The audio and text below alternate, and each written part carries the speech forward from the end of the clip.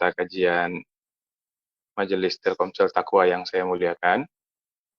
Kita bersyukur di hari ini kita sudah melaksanakan ibadah Ramadan jalan 14 hari ya. Mudah-mudahan segala amal kita ini diterima oleh Allah Subhanahu wa taala dan betul-betul Ramadan ini dapat mengantarkan kita kepada peringkat takwa yang kita inginkan itu, supaya kita bisa bertakwa dan supaya kita bisa menjadi pribadi-pribadi yang bersyukur kepada Allah. Salawat dan salam kepada Rasulullah. Allahumma sholli ala nabiyyina Muhammad wa ala alihi sahbihi ajma'in. Bapak Ibu yang Allah muliakan, bicara tentang kepemimpinan itu memang satu hal yang amat penting dalam kehidupan, karena bagaimanapun manusia itu tidak bisa hidup dalam gerombolan. Manusia itu harus hidup dalam sebuah tata aturan, dan tata aturan itu mempersyaratkan hadirnya sistem, hadirnya pemimpin, dan adanya orang-orang yang dipimpin. Ada yang mengarahkan, ada yang diarahkan, dan itu sudah tabiat alam semesta. Oleh sebab itu Islam pun memang mengajarkan kita agar segala sesuatu itu dikerjakan secara rapi demikian. Jangankan untuk urusan-urusan yang besar seperti negara misalnya, atau pengelolaan daerah dan sebagainya. Untuk urusan bersafar saja, berperjalanan saja, kita disuruh untuk menunjuk amirnya. Kalau sudah lebih dari 2 orang yang bepergian, maka salah satu harus memimpin di antara mereka. Begitulah posisi kepemimpinan di tengah syariat Islam ini. Kita pun dalam doa-doa kita kepada Allah Subhanahu wa taala minta waj'alna lil muttaqina imaman. Nah, dan pada gilirannya kita memang harus memimpin dari sektor yang paling kecil sekalipun sampai sektor yang paling besar. Nah, kata Rasulullah kan kullukum ra'in. Setiap engkau itu adalah pemimpin. Kullukum mas'ulun an ra'iyatihi. Dan semua orang di antara engkau itu akan dimintai pertanggungjawaban terhadap apa yang dia kelola itu. Nah, jadi kepemimpinan itu satu konsep yang amat sentral di dalam agama Islam maupun di dalam kehidupan manusia secara umum. Nah, kalau kita ingin melihat kepemimpinan dari Rasulullah SAW, meneladani bagaimana kepemimpinan beliau dan bagaimana beliau mendidik untuk menjadi pemimpin, saya ingin mulai dari deretan kehidupan beliau dulu, Jadi beliau sebagai pemimpinnya, nanti baru bagaimana beliau membentuk pemimpin dari kalangan sahabat-sahabatnya.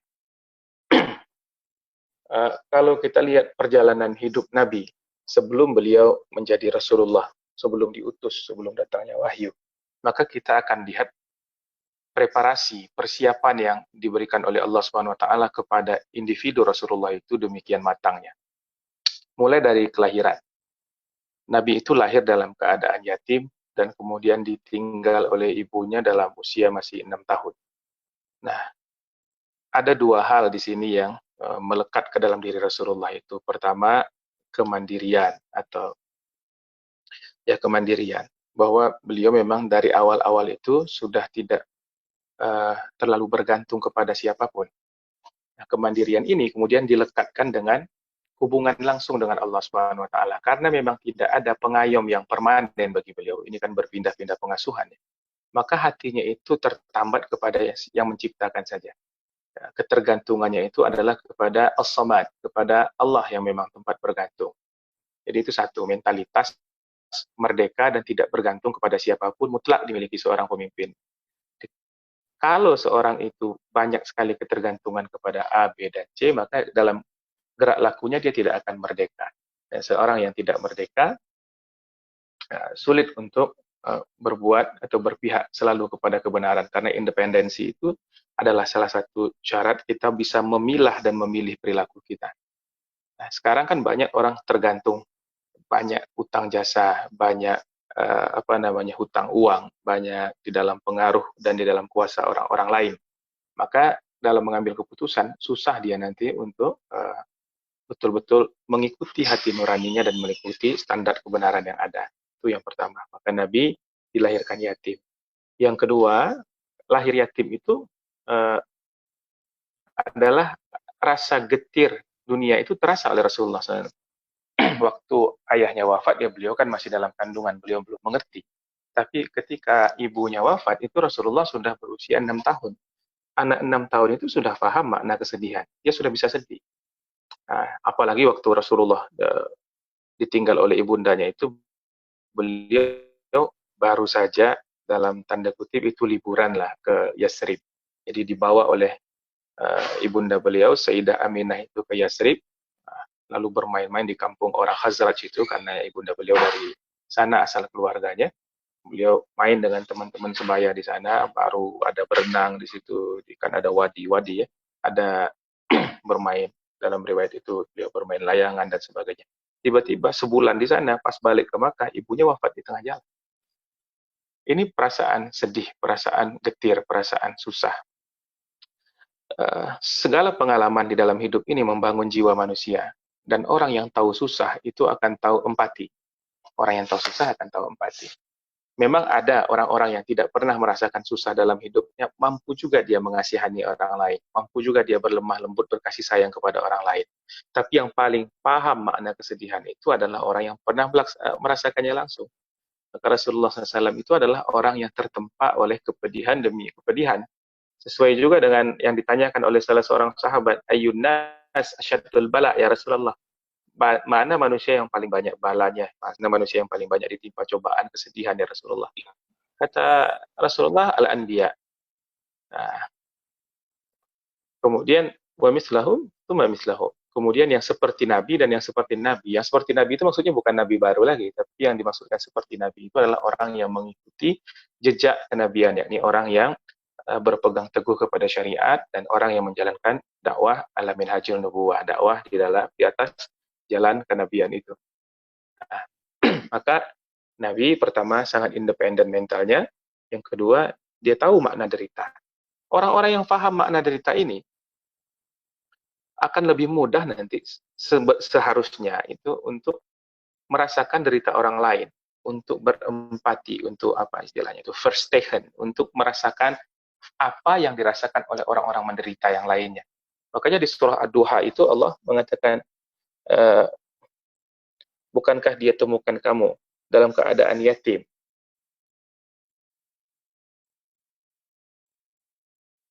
Alam yajidka yatiman fa'awa. Lalu dia pelihara kau.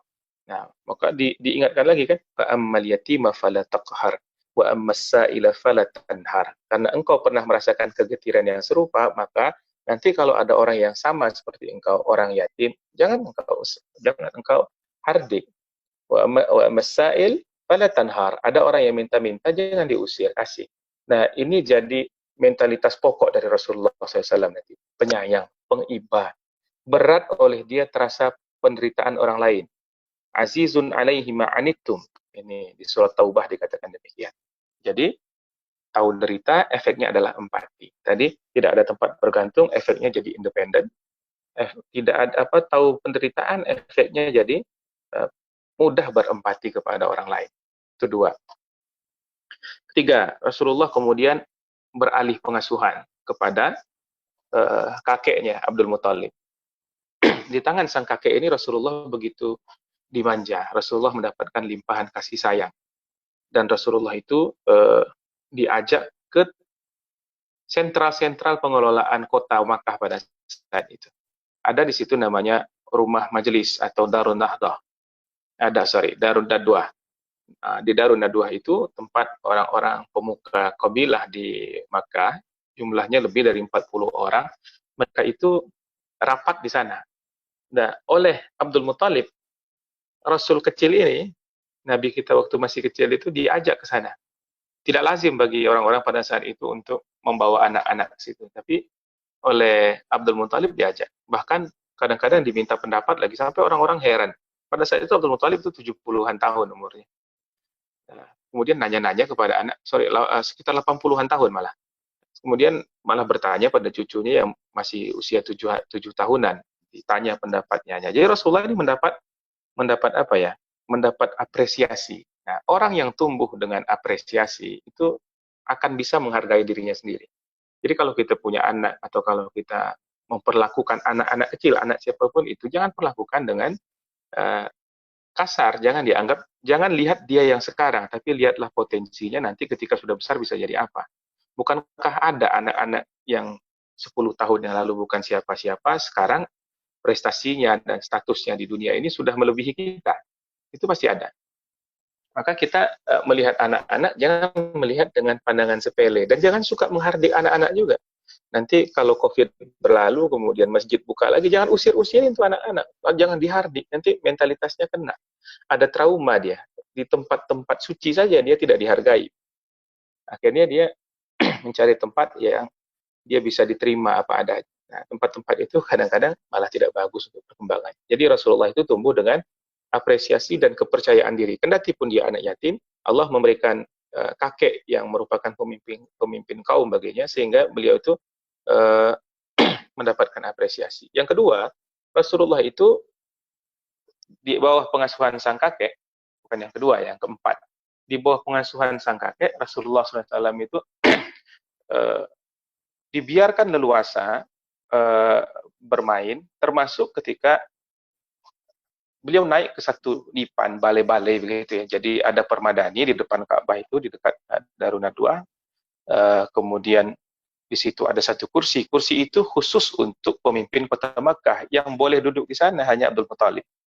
Yang lain nggak boleh. Bahkan kalau anak-anak Abdul Muthalib mau bercerita dengan bapaknya selagi ada di sana, maka harus duduk di bawah tuh, di pinggir-pinggir sana. Begitu juga dengan pemuka-pemuka yang lain. Kalau Abdul Muthalib sudah berdiri, kursinya kosong, orang juga nggak berani naik. Tapi Rasulullah itu manjat ke situ dan dibiarkan oleh Abdul Muthalib. Malah dia ketawa, dilarang orang-orang. Lalu Abdul Muthalib, jangan dilarang, anakku ini akan jadi orang besar nanti. Maka dipangku oleh Abdul Muthalib, dielus-elus punggung. Apa maknanya ini? Rasulullah diajarkan mentalitas yang egaliter, yang setara, yang tidak terlalu memuja-muja orang. Lihat orang kaya ya biasa aja, lihat orang berpuasa ya biasa saja. Anggap itu semua hal yang biasa karena pemiliknya semuanya lah Allah Subhanahu wa taala. Jadi egalitarianisme dan tidak gampang takjub itu adalah satu hal yang penting bagi mental kepemimpinan. Kemudian Abdul Muthalib wafat. Abdul Muthalib wafat, digantikanlah tanggung jawab untuk mengasuh Rasulullah SAW itu dipindahkan ke tangan Abu Thalib, paman beliau. Abu Thalib seorang sastrawan, seorang yang dihormati, anak pemuka masyarakat, tapi beliau kan miskin, anaknya juga banyak. Nah, di situ Rasulullah tinggal dan diperlakukan sama, bahkan lebih dari anaknya sendiri oleh Abu Thalib dan istri beliau, Fatimah. Lalu Rasulullah yang masih kecil ini, 8-9 tahunan umur beliau saat itu, merasakan tanggung jawab pada dirinya sendiri bahwa dia tidak boleh merepotkan orang lain. Tidak boleh merepotkan orang. Jadi pelajaran kepemimpinan selanjutnya adalah harus berdikari. Jangan merepotkan orang. Paman saya sudah susah. Jangan sampai kehadiran saya ini menambah susah lagi. Dan dari kecil Rasulullah itu tidak pernah bikin susah. Bahkan pada saat dia disusui saja itu nggak membuat repot ibu susunya. Saat dia digendong berasa ringan. Jadi Allah membuatnya demikian. Lalu menggembalakanlah Rasulullah SAW. Nah ini bekerja. Anak-anak itu, kalau kita ingin menumbuhkan mentalitas kepemimpinan dari anak-anak, maka anak itu bisa diajarkan bekerja, minimal mengerjakan hal-hal pribadinya sendiri. Jangan dilayani orang. Kita harus membalik mentalitas kita bahwa orang yang dilayani itu orang mulia. Tidak. Semulia-mulia apapun kita tidak akan pernah melebihi derajat Rasulullah SAW. Tidak akan ada manusia yang lebih tinggi daripada Nabi. Kaisar manapun derajatnya, baik di dunia maupun di akhirat dibanding dengan Rasulullah SAW. Karena orang-orang itu tidak pernah punya pengikut yang sesetia sahabat-sahabat Nabi. Tidak pernah punya pengikut yang siap mati untuk dirinya tuh. Nggak ada itu. Biasanya karena bayaran. Kalaupun ada 1-2, Rasulullah seluruh sahabatnya itu adalah orang yang sangat setia kepada beliau. Yang bertabarruk dengan bahkan Khalid itu ngambil rambut Nabi untuk berberkah diri gitu, tabarruk. Nah, bayangkan itu ada orang ya demikian dihormatinya, tapi dia tidak mengangkat diri tinggi lalu meminta orang semua melayani dirinya. Rasulullah justru sangat sangat mandiri mengerjakan hal-hal, bahkan menjahit sepatunya yang sobek, menjahit bajunya, menambal sobekan-sobekan pada pakaiannya itu biasa dilakukan oleh Rasulullah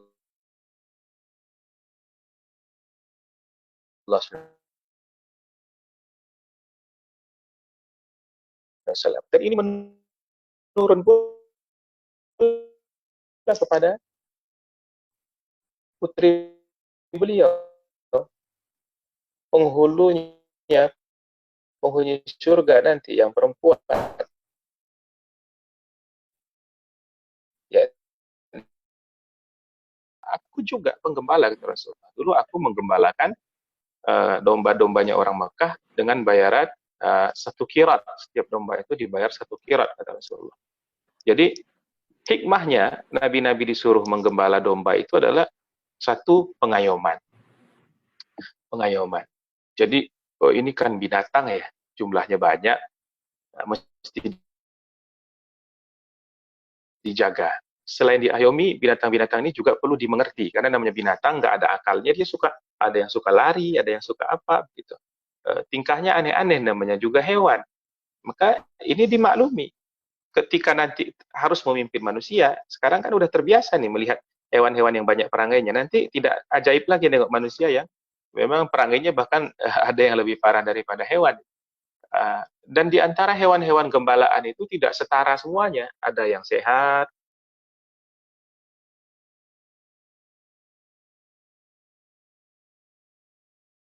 dimaklumi kelambanan-kelambanannya, maka dia harus tetap dihimpun juga dalam satu kelompok, tidak boleh tercerai-berai.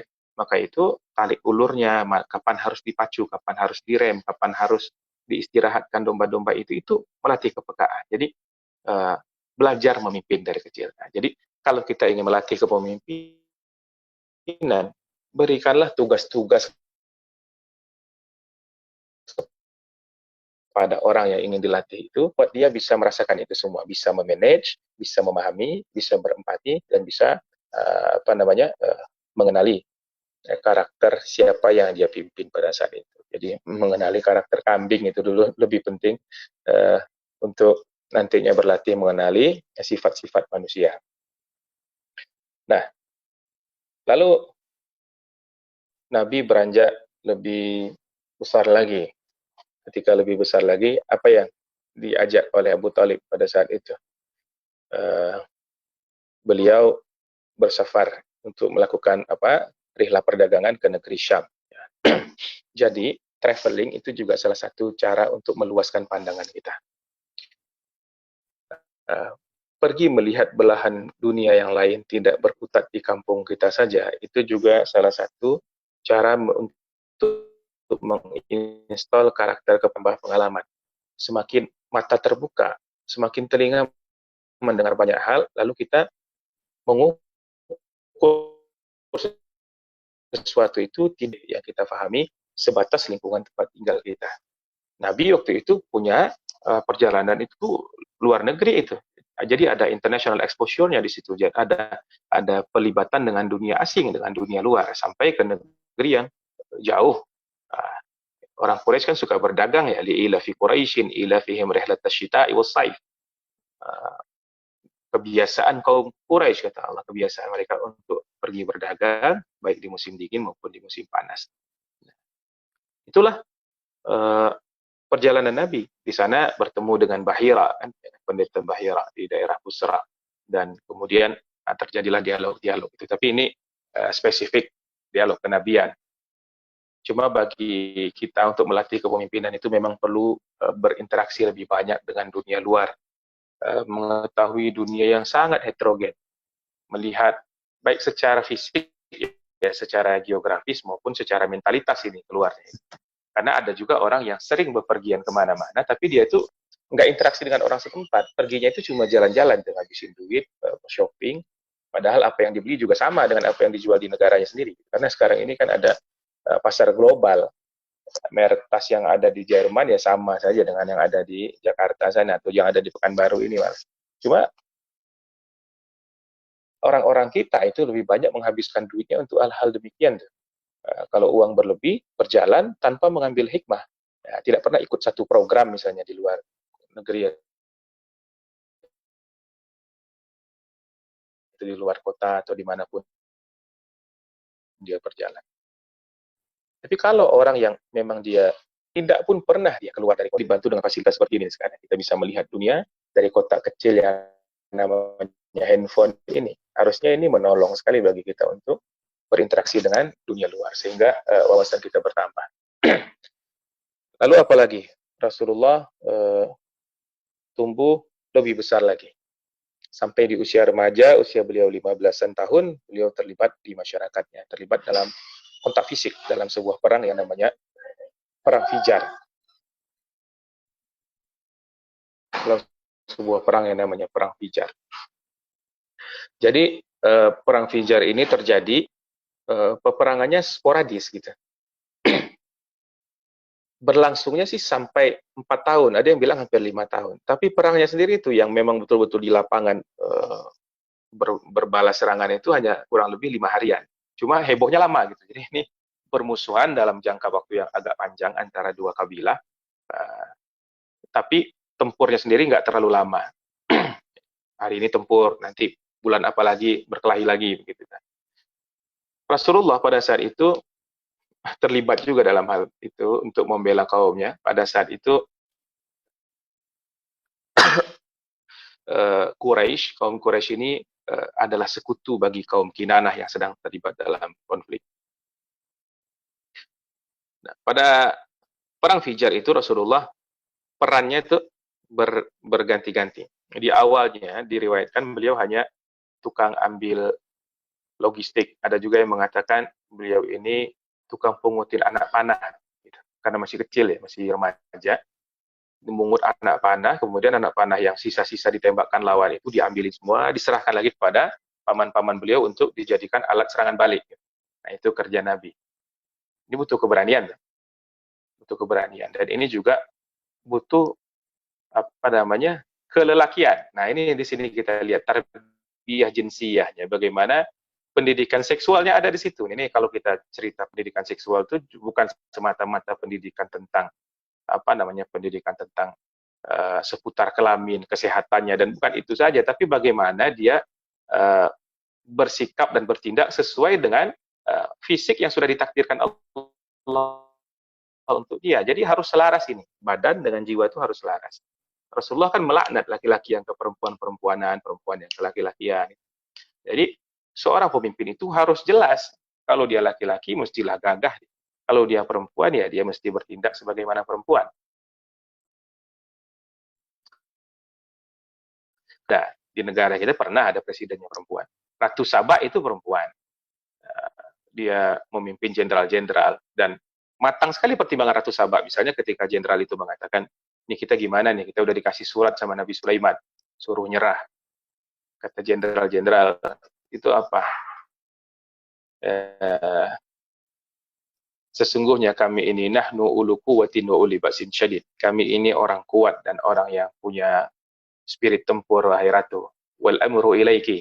Sedangkan keputusan ada di tangan engkau. Fanzuri madza ta'murin. Maka perintahkan saja apapun yang kau katakan kami ikutlah. Nah, tapi Ratu Sabah dengan segala kematangannya itu bilang nggak bisa begitu juga. Kita harus hati-hati. Innal muluka idza dakhalu qaryatan afsaduha wa ja'alu a'izzata ahliha adillah. Sungguhnya raja-raja kalau sudah masuk ke satu tempat, nanti dia akan merusak, akan merajalela di sana dan akan menghinakan kehormatan penduduk-penduduknya. Maka kita harus waspada ini. Maka kirim utusan dulu, kirim hadiah dulu, damai dulu. Ini kan hanya bisa dilakukan pertimbangan-pertimbangan seperti ini oleh orang yang kepemimpinannya matang ya. Nah, balik ke tadi, tarbiyah jinsiyah, artinya mengenali jenis pribadi, mengenali jenis dirinya, dan bertindak sebagaimana takdirnya itu adalah satu kualitas yang juga mesti dimiliki oleh seorang pemimpin. Anak-anak kita sekarang, anak didik kita atau anak kandung kita, atau siapa saja yang sedang tumbuh, pada usia demikianlah kita akan melihat kesejatiannya pada usia-usia lewat masa pubernya itu. Kalau ada yang rusak-rusak dilihat, ada laki-laki kok agak kemayu, dia diperbaikinya maksimal di usia sekian. Maka kalau laki-laki, olahraga berat itu perlu di usia-usia demikian itu. Jadi anak-anak dimasukin bela diri kayak apa, itu menunjang sekali. Olahraga, terutama olahraga-olahraga yang melibatkan kekuatan fisik yang banyak menguras tenaga, ataupun olahraga-olahraga yang sifatnya bela diri, itu penting dikuasai oleh seorang calon pemimpin. Nah, jadi pemimpin yang loyo. Lihat pemimpin dunia pada saat ini, misalnya Putin ya di Rusia itu, dia gagah sekali, dia gagah sekali. Namanya juga mantan agen rahasia kan. Jadi pendidikan militer atau pendidikan semi militer itu penting. Ini yang didapati oleh Rasul, dan jangan salah, Rasulullah itu pemanah yang juga handal, Beliau ini matanya sangat tajam dan tembakannya sangat jitu. Itu terbukti pada perang Fijar di akhir-akhirnya nanti, ketika Rasulullah sudah mulai boleh oleh kaumnya itu mengambil peran di sana karena udah lebih besar lagi. Nah, lanjut apalagi? Kepemimpinan itu terasah juga dengan menjalani dan menekuni satu pekerjaan tertentu, yaitu profesi tertentu. Orang itu harus punya keahlian, harus punya skill dalam hidupnya untuk mempertahankan hidupnya itu, untuk menafkahi dirinya. Dan itu dimulai pada usia ketika dia sudah balik, dan akan lebih harus bertanggung jawab lagi dia ketika usianya sudah sampai usia 20-an. Nah, ketika usia itu Rasulullah apa yang dia kerjakan? Mulai berdagang. Dagang adalah pintu rezeki yang banyak. 19 dari 20 pintu rezeki itu ada pada perdagangan. Nah, Rasulullah pun waktu itu nggak punya modal. Di mana anak yatim dia diasuh oleh keluarga yang juga miskin. Tapi reputasinya itu membuat dia dipercaya orang. Lalu diserahkanlah barang dagangan. Nah, jadi dagang itu membuka satu pintu interaksi dengan orang-orang. Baik ketika yang dia pimpin nanti dia dagangin, itu susah. Jadi pemimpin itu perlu punya pengalaman seperti itu, punya pengalaman interaksi dan menerima amanah dari orang-orang. Rasulullah pada saat itu nggak punya modal. Yang dilakukan adalah syirkatul amal di situ. Kan dalam syirkah itu kan banyak, ada syirkatul inan, ada syirkatul amal, kerjasama modal, kerjasama tenaga. Ada orang-orang yang punya modal tapi tidak bisa berangkat untuk menempuh perjalanan dagang sejauh itu. Jadi kafilah dagangnya itu diwakili oleh Nabi. Sampai di negeri-negeri tempat perdagangan itu nanti yang di Syria ya, yang dikuasai oleh Romawi Timur pada saat itu atau Bizantium, dimulailah perdagangan di situ. Jadi kemudian untung dibawa pulang, sebagiannya berupa barang-barang lain lagi untuk komoditas dagang pula di Makkah. Jadi barang diganti barang lagi. Rasulullah sukses pada saat itu. Jadi amanahnya teruji dan dia punya satu skill khusus namanya berdagang. Dia punya satu kemampuan yang bisa dia andalkan dalam hidup. Sekarang itu banyak pemimpin-pemimpin yang belum siap hidup sebenarnya, belum siap untuk menjalani hidup. Belum siap hidup itu maksudnya apa? Di usianya yang masih sangat dini, dia itu baru lepas dari sapihan bapak ibunya. Jadi sekolah nih, SD, SMP, SMA, kuliah, habis kuliah masih kurang kuliahnya di sekolah lain lagi, S2 sama bapak.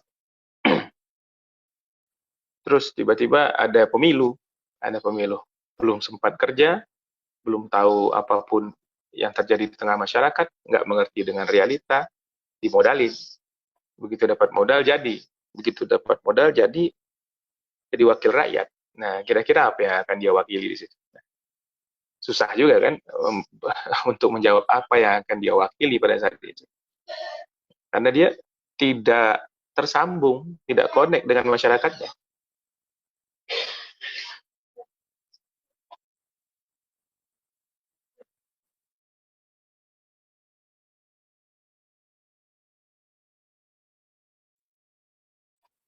Nah, terus penyempurnaan kehidupan Rasulullah SAW itu adalah ketika beliau menikah dengan Khadijah. Sebelum menikah dengan Khadijah ini Rasulullah sempat suka dengan sepupunya sendiri, anak Abu Talib, namanya Ummu Hani. Nah, kita bisa melihat seorang pemimpin, kalau dia laki-laki, dia punya mentalitas kepemimpinan apa tidak, itu lewat keberaniannya dalam menempuh hidup yang lebih lanjut lagi, yakni tahap rumah tangga. Kalau soal nggak dapat jodoh, itu soal lain lagi. Ada orang-orang yang memang tidak ditakdirkan oleh Allah Subhanahu Wa Taala nggak dapat jodoh, yaitu mau diapain. Tapi pada hidup yang normal, seorang itu dilihat dari keberaniannya untuk membina rumah tangga. Nah, di situ dilihat kadar apa namanya ya, seberapa determinan kehidupannya itu, seberapa banyak ditentukan oleh keberaniannya itu. Karena orang-orang yang tidak berani melangkah itu, orang yang ragu-ragu, orang yang merasa selalu tidak siap, ya itu susah kalau mau jadi pemimpin. Nabi di usianya yang 20-an tadi, dia merasa saya sudah butuh untuk berumah tangga. Dan dia sudah tahu juga kepada siapa dia harus minta. Nah, dia minta kepada pamannya, karena memang tradisi orang Arab itu menikah dengan keluarga dekat itu lebih disukai. Agak beda dengan kita kan cenderung menghindari. Kadang-kadang kita memperlakukan sepupu aja udah kayak saudara sendiri, kita main cubit-cubitan, bonceng-boncengan, padahal itu bukan mahram. Sepupu bukan mahram. Nah, sama juga seperti ipar. Nah, ipar itu mahram sementara. Mahram karena terhad oleh perkawinan kita dengan saudaranya. Ketika saudarinya wafat, dia bisa kita peristri. Jadi jangan terlalu dekat hubungan, jangan terlalu bebas hubungan dengan ipar. Nah, kata Rasulullah, ipar itu maut. Jadi ini bukan mahram. Nah, tapi Abu Thalib pada saat itu sudah punya pilihan lain. Jadi pinangan Rasulullah dengan sopan ditolak gitu, meskipun ini sudah kayak anak sendiri. Siapa yang akhirnya jadi istri Rasulullah? Orang yang jauh lebih hebat lagi, namanya Khadijah binti Khuwailid radhiyallahu taala anha. Khadijah umurnya 40, sudah matang. Khadijah itu orang kaya, seorang saudagar besar. Hubungan Rasulullah dengan beliau awalnya adalah hubungan pemilik modal dengan yang menjalankan modal. Nah, tapi bagaimana keagungan pribadi Nabi itu yang membuat kita salut. Seorang yang sudah demikian matangnya bisa tertarik kepada beliau bukan karena zona fisik, karena Rasulullah itu, karena Khadijah itu bukan bukan seperti tante-tante centil begitu. Dia Afifah Tahirah. Afifah Tahirah itu apa? Julukannya saja di tengah bangsa Arab itu Afifah, orang yang menjaga ifah. Tahirah, yang menjaga kesucian. Orang yang nggak mencela-mencela, orang yang sangat disegani kaumnya, orang yang diam saja begitu. Tapi keluhuran budi Rasulullah dan kematangannya itu melampaui usianya. Ada orang yang kualitas pribadinya itu bisa 20-30 tahun melampaui usianya. Meskipun dia masih muda, tapi dia secara kematangan emosional dan kematangan jiwa, serta juga kematangan pengetahuan, melampaui umurnya. Nah, itulah yang ada pada diri baginda Rasulullah SAW. Kalau sekarang, banyak orang yang penampilan fisiknya melampaui umurnya. Banyak anak-anak yang sudah matang sekali itu, karena mungkin gizi lebih bagus, kelebihan makan kali, bongsor-bongsor. Tapi mental nggak kunjung dewasa. Jadi kita ini usia balik secara fisik itu semakin dekat karena gizi yang makin bagus mungkin. Jadi kalau dulu mungkin 13 tahun, sekarang 11 tahun pun sudah bisa mimpi anak-anak kita. Tapi balik itu kan kawannya berakal. Jadi kalau kita lihat syarat-syarat wajib dalam ibadah itu kan balik dan berakal. Nah, ada buluh, ada akal. Nah, balik itu kematangan jasmani, akal itu kematangan fisik dan mentalitas, pikiran dan mentalitas. Jadi sekarang itu baliknya cepat, akalnya lama. Kalau dulu orang akalnya datang sebelum usia baliknya. Lihat Imam Syafi'i, dia berceramah di depan orang-orang pada bulan Ramadan, capek ceramah dia minum. Dikatakan, Ustadz kenapa minum? Saya ini belum wajib, saya ini masih kecil, masih 8 tahun umur saya. Nah, jadi dia nggak kuat puasa pada saat itu lagi. Jadi kematangan ilmunya, kematangan mentalnya, itu jauh mendahului kematangan fisik. Nah, kalau terbalik itu justru susah. Nah, menikahlah Rasulullah dengan Khadijah. Ini adalah status sosial namanya. Jadi ketika masalah-masalah individu selesai, tadi itu deretan dari kualifikasi individual sudah selesai, selanjutnya kualifikasi kemasyarakatan. Orang ini harus punya posisi sosial di masyarakat. dia harus terafiliasi pertama, harus tergabung dengan masyarakat itu, diterima sebagai anggota masyarakat. Tandanya apa? Orang kenal. Jadi kalau ada pemimpin yang tidak dikenali orang, bahkan tetangganya aja nggak tahu, itu nggak bisa jadi pemimpin. Orang orang tahu nih kalau ditanya rumah Pak ini mana? Di sana. Tanda apa? Tanda dia sah jadi masyarakat sana. Lalu, tapi kan dia dikenal secara virtual ya, ya itu lain lagi, masyarakat virtual ya, tapi masyarakat yang nyata juga harus. Mau followernya 2 juta, kalau tetangganya nggak kenal sama dia, itu bohong.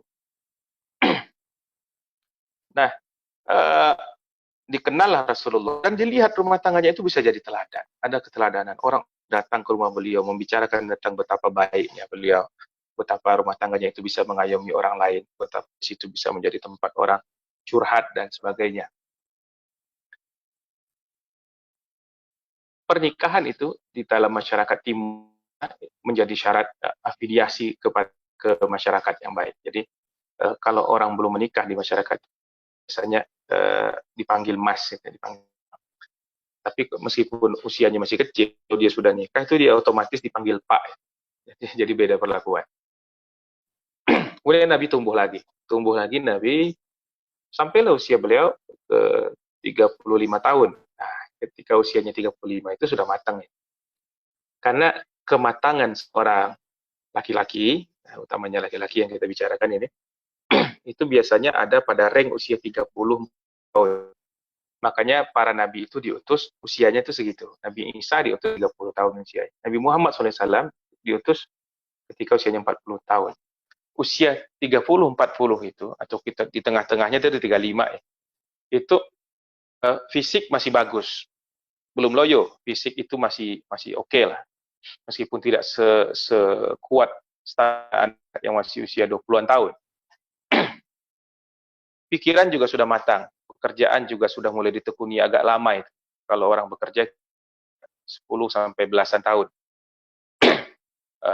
Pelanan dan pengalaman hidup juga mulai banyak. Jiwa juga mulai semakin matang. Kalau dia sudah berumah tangga akan menempanya. Interaksinya dengan anaknya akan membuat dia lebih cara pandang dan cara pikir. Begitu pula interaksinya dengan masyarakat. Nah, jadi ketika 3 elemen kemanusiaan ini, akal dan spiritnya dan jiwanya itu sudah mencapai puncaknya itu di tengah-tengah. Jadi di kuadrat 30 di posisi 30-40 tahun ini, fisik masih bagus, spiritual sudah mulai naik, intelektual itu rata-rata sudah matang. Jadi ini usia yang di mana seorang itu layak jadi pemimpin sih, usia segini. Layak jadi pemimpin, atau layak mulai memikirkan karir kepemimpinannya di usia ini. Sekalipun nggak mesti juga, karena ada juga amanah-amanah parsial yang diberikan Rasulullah kepada orang yang masih usianya sangat muda. Ini tergantung kematangan pribadi masing-masing, tapi yang kita bicarakan ini adalah yang general, yang umum-umum. Usama bin Zaid umur 19 sudah diangkat jadi jenderal. Muhammad Al-Fatih umur 23 atau umur 19 sudah jadi kaisar. Nah, Bapak Ibu sekalian, di usia 35 itulah Rasulullah teruji mutu kepemimpinannya di tengah-tengah masyarakat dalam menyelesaikan sengketa yang nyaris menumpahkan darah, yakni sengketa peletakan Hajar Aswad.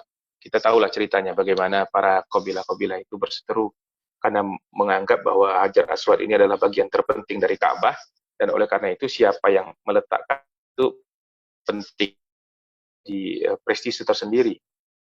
Rebut-rebut, akhirnya disepakatilah siapa yang masuk masjid duluan, besok pagi dia yang akan meletakkan. Lalu Nabi datang ke Ka'bah, dilihat, oh Muhammad nih. Maka orang semua langsung percaya. Nah, kalau dia sih kita serahkan sajalah. Kalau bukan Nabi Muhammad itu belum tentu juga ceritanya demikian, meskipun sudah ada kemufakatan sebelum itu. Maka selesaikan itu dengan cara yang paling baik, yakni dengan meletakkan Hajar Aswad di atas kain, kainnya dipegangi rame, semua pemimpin kaum itu memegangi ujung-ujung kain, sehingga seolah mereka meletakkan itu secara bersama. Ini adalah satu cara yang bagaimana menyatukan pemimpin-pemimpin yang sedang terjebak dalam kaumnya masing-masing. Ini tidak dilakukan oleh orang-orang yang tidak punya kematangan kepribadian, punya kelebihan dari sisi kecerdasan, dan tidak pernah interaksi dengan masyarakat dan tidak kenal siapa orang-orang yang sedang berkonflik. Maka Rasulullah adalah orang yang tahu betul kondisi itu. Ini pelajaran selanjutnya, secara sosial kita mesti punya pemaknaan sosial, mesti punya pengenalan sosial. Ada makrifah kita terhadap tokoh-tokoh yang ada makrifatul maidan, kita mengenali medan di tempat kita sedang berkecimpung. Bagaimana karakter orang-orangnya, apa saja adatnya, apa saja tradisinya, apa yang tabu, apa yang sensitif, itu semua mesti diketahui. Dan itu membuat Rasulullah menjadi seorang yang sangat terpercaya, sangat terpercaya. Jadi Al-Amin itu bukan sekedar jujurnya, tapi Al-Amin itu sangat bisa dipercaya untuk menerima amanah apapun, dan dia sanggup. Jadi sifat Amin itu, kata Al-Amin itu seakar dengan kata amanah. Amanah itu adalah perpaduan antara kapasitas dan integritas, gitu kira-kira. Jadi mampu dan kemudian berintegritas, mampu melaksanakan. Jadi ada kemampuannya dan ada juga elemen keterpercayaannya. Mampu dan terpercaya, itulah amanah. Orangnya disebut Al-Amin. Jadi ini kesiapan-kesiapan Nabi. Sampai pada akhirnya datanglah hal yang paling penting dalam kehidupan Nabi, yakni wahyu. Nah, dari sisi kita orang Islam, inilah penyangga paling utama dari kepemimpinan itu.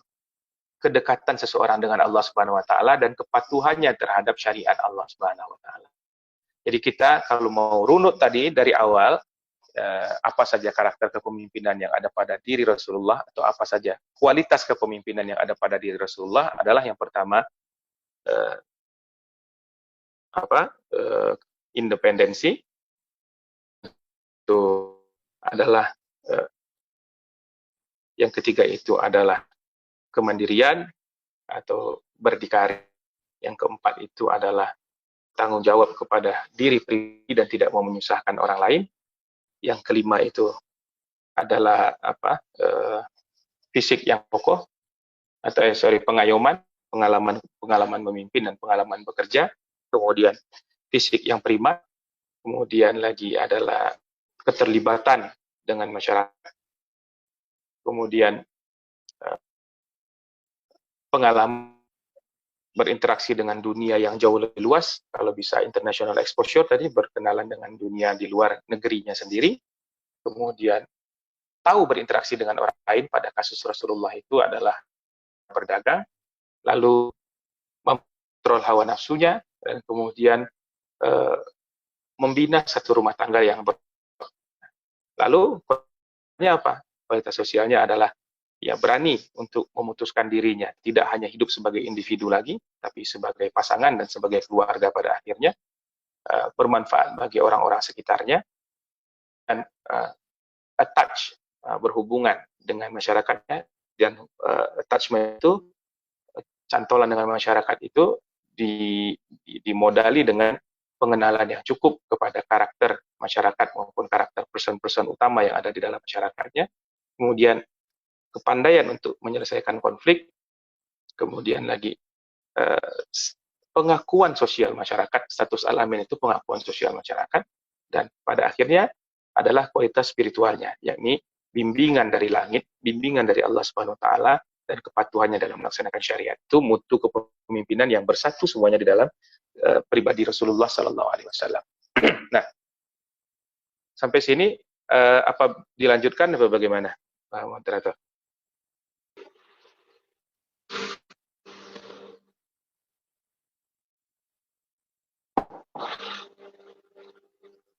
Lanjut ya. Kalau tadi itu mutu kepemimpinan Rasulullah, selanjutnya saya ingin bincangkan bagaimana cara Rasulullah mendidik. Kan tadi pendidikan kepemimpinan ya tema kita. Pendidikan kepemimpinan. Jadi membuat orang bisa jadi pemimpin itu dengan dua cara, dengan edukasi dan dengan inspirasi. Dengan edukasi orangnya dididik, dengan inspirasi ya dengan memberikan teladan-teladan. Jadi kita sebagai seseorang dilihat langsung oleh orang-orang di sekitar kita, dan itu akan menjadi inspirasi kepemimpinan tersendiri bagi dia. Kan banyak pemimpin-pemimpin besar itu diceritakan oleh orang-orang, dulu bapak ini begini, dulu bapak ini begini. Nah, pada diri Rasulullah jauh lebih. Rasulullah itu selalu menginspirasi sebagai pemimpin di bidang apa saja, selalu disebut-sebut oleh orang-orang lain keteladanan beliau. Dalam inspirasi itu, yang paling penting adalah satunya kata dengan perbuatan. Nah, kalau kita beranjak lagi kepada edukasi, maka Rasulullah itu punya teknik pendidikan yang sederhana saja. Ada 3 langkah pendidikan yang diberikan oleh Rasulullah SAW yang kita bisa pelajari dari surah Jumu'ah. Allah mengatakan, "Huwallazi ba'atsa fil ummiyina rasulan minhum yatlu 'alaihim ayatihi wa yuzakkihim wa yu'allimuhumul kitaba wal hikmah wa in kanu min qablu lafi dhalalin mubin." Dialah Allah yang mengutus bagi kaum yang lugu, yang tak bisa baca tulis itu, rasul dari kalangan mereka sendiri. Pekerjaannya ada 3. Yang pertama, yatlu 'alaihim ayatihi, membacakan kepada orang-orang itu ayat Allah Subhanahu wa taala. Jadi ini adalah gerakan pengenalan. Dalam mendidik itu yang dipentingkan pertama adalah pengenalan. Dikenalkan dia dengan apa yang akan jadi objek yang akan kita ajarkan. Jadi pengenalan. Rasulullah itu mengenalkan Allah Subhanahu wa taala, mengenalkan hari kiamat, mengenalkan semua konsep-konsep dasar tentang Islam. Jadi pengenalan, dibacakan dulu ayat. Yang kedua, wa yuzakkihim, mensucikan mereka, mensucikan jiwanya. Jadi tahap kedua adalah something to do with soul. Jadi kita harus punya concern kepada pembenahan jiwa, karena jiwa itu, roh itu adalah tempat segalanya bersemayam. Pikiran, niat-niat kita semua ada di situ. Dan wadah itulah yang harus diperbaiki. Kita tahu bahwa Rasulullah mengatakan di dalam jasad itu ada kolbu yang dia menjadi raja bagi segala anggota tubuh kita. Kalau kolbu kita buruk, maka buruklah semuanya. Wa iza salahat salahal jasadu kullu. Kalau dia baik, maka baik pula jasad kita secara keseluruhan. Tindak tanduk menjadi baik, pilihan-pilihan perbuatan menjadi baik, pola pikir pun jadi baik. Nah, yang kedua itu pembersihan jiwa. Jadi kalau kita ingin mendidik pemimpin, pertama setelah kita kenalkan konsep-konsep yang penting, yang kedua kita mesti membersihkan jiwanya. Jadi pemimpin-pemimpin yang akan disiapkan untuk menanggung amanah itu adalah orang yang mesti bersih hati dan bersih jiwa. Tidak boleh orang kotor di situ. Maka kesolehan itu jadi syarat utama. Syarat. Ketiga, wa yu'allimuhumul kitaba wal hikmah. Memberitahukan mereka kitab dan hikmah. Hatinya sudah disiapkan dulu, wadahnya sudah siap, diisilah dia dengan berbagai pengetahuan dan dengan berbagai hikmah. Jangan dibalik. Dikasih ilmu dulu, nanti soal hati belakangan. Enggak, itu nanti jadi orang jahat yang pandai. Harusnya orang jahat itu enggak pandai. Kejahatan itu harusnya berkawan dengan kebodohan. Kesolehan harus berjalan, berkawan dengan pikiran-pikiran yang cerdas dan brilian. Baru dunia aman. Tapi kalau si bodoh itu soleh, dan si jahat itu pintar, nah ini dunia akan terus-menerus di bawah penindasan kezaliman. Seperti yang terjadi pada saat ini. Banyak orang soleh tapi tidak cukup berilmu untuk dapat menguasai sektor-sektor kehidupannya. Lebih banyak orang-orang yang taleh, orang-orang yang buruk, celakanya dia pintar begitu, sehingga bisa mendominasi kehidupan. Ini parah ini. Jadi pemimpin-pemimpin itu harus punya ilmu pengetahuan yang mantap juga. Jadi karakter pemimpin itu satu, ada sentuhan-sentuhan spiritualnya, dia mengenali konsep-konsep dasarnya. Yang kedua, dia diberikan tarbiyah untuk pendidikan untuk bisa mensucikan hati dan jiwanya. Dan yang ketiga, barulah dia dibekali dengan ilmu pengetahuan. Nah, setelah tiga hal ini terjadi, barulah Rasulullah itu melakukan yang namanya penugasan yang sesuai dengan minat dan bakatnya. Jadi Rasulullah itu adalah orang yang seorang talent scouter yang baik. Beliau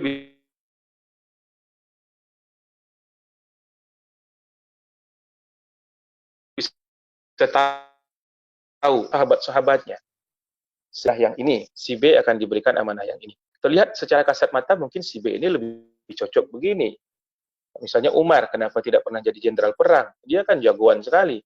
Umar disifatkan dia orang yang putih dan botak, lalu dia lebat. Dia sangat tinggi dan sangat besar. Kalau berjalan di antara manusia, kelihatan. Artinya dia menonjol di antara orang-orang. Ya, kan secara fisik di atas rata-rata. Kalau kita melihat secara kasat mata saja begitu, kita akan cenderung tuh, oh kamu jadi panglima tempur deh. Nabi tidak pernah dalam sejarah peperangan, baik Ghazawat ataupun Rasulullah SAW itu menempatkan Umar jadi komandan utama. Tidak ada. Karena Umar itu fisiknya memang besar, fisiknya memang besar, akal dan hatinya jauh melampaui fisik itu. Jadi kita nggak boleh juga itu menjudge orang itu pada goblok gitu, yang besar, badannya besarnya kecil. Itu kan sering kali. Saya sering jadi korban karena badannya besar, kadang-kadang dikira bodoh. Hubungannya saya pikir antara badan besar dengan otak kecil. Banyak orang-orang yang pikirannya besar, badannya juga besar. Nah, mungkin ini efek dari banyaknya desain orang pintar yang agak mini-mini begitu, Pak Habibie gitu dan sebagainya. Umar fisiknya besar tapi pikirannya dan hatinya jauh lebih besar daripada fisik itu. Dia tidak dipersiapkan untuk menjadi panglima tempur, dia dipersiapkan untuk menjadi pimpinannya panglima tempur. Maka Rasulullah mengatakan, kalau ada nabi nanti setelah saya, kalau, tapi sayangnya nggak ada gitu. Kalaulah kenabian itu masih terbuka peluangnya, maka Umar ini jadi nabi, Rasulullah. Jadi sayang orang seperti itu kalau harus dikuras kemampuan fisiknya semata-mata. Karena dia nanti kalau dia sudah terlanjur senang dengan hal itu, dia nggak bisa keluar tuh. Dia akan menjadi orang yang sudah terbiasa dengan pertempuran. Tapi Umar kan tidak.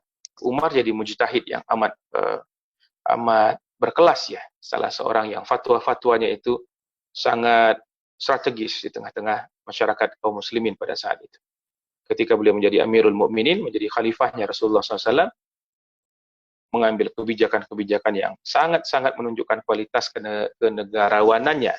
Jadi ini mutu Umar.